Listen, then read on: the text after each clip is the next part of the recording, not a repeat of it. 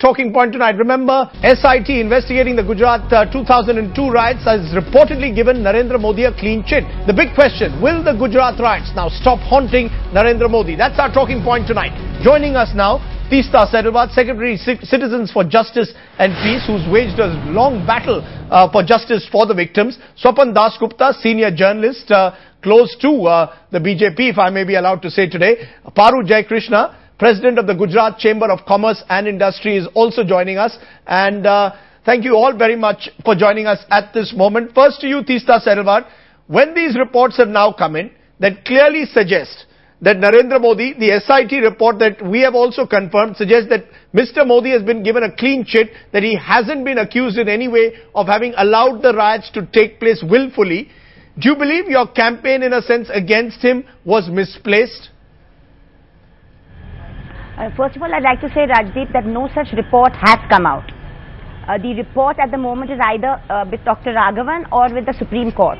So we believe, and we don't accept today's report, we believe that this is a kind of selective leak being made for a motivated public campaign. Secondly, I'd like to say that there are several issues in the complaint filed by Zakia Ehsan Jafri and CJP that was filed and thereafter went to the High Court and thereafter went to the Supreme Court. As complainants, at some point after the Supreme Court deliberates, we'll have a chance to respond. As complainants in this case, co-complainants, we believe that there were serious collusions by the Chief Minister, who was also Home Minister of the state, not just at the time but thereafter, in subverting justice. Now, point by point, those issues will have to be taken up. So but we remain convinced. Yes. No, we remain convinced that the phone call records, the police control room records, etc., do raise certain serious question marks. Okay, point taken. Including the non-prosecution of inflammatory speeches. But isn't it a setback? And we await the report as complainants. Isn't this a setback for your campaign, in a sense, to somehow or the other ensure that Narendra Modi, in your view, should also be held responsible for Gujarat 2002? Isn't this a setback for that?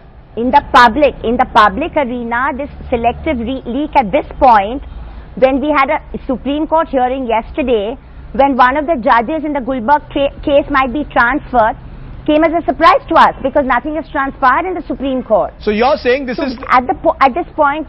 You're calling it a selective leak. You don't believe that this is the end of the road. Swapan Dasgupta, it may not be the end of the road, but do you believe that Narendra Modi will derive huge satisfaction if come next month, as we expect, the SIT will say that we found no evidence of Modi's willful involvement in Gujarat 2002? Will that be what he needs to emerge, in a sense, from being tainted by 2002? Rajdeep, there are two fundamental courts.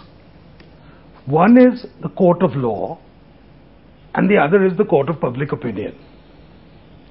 Right. In the court of law,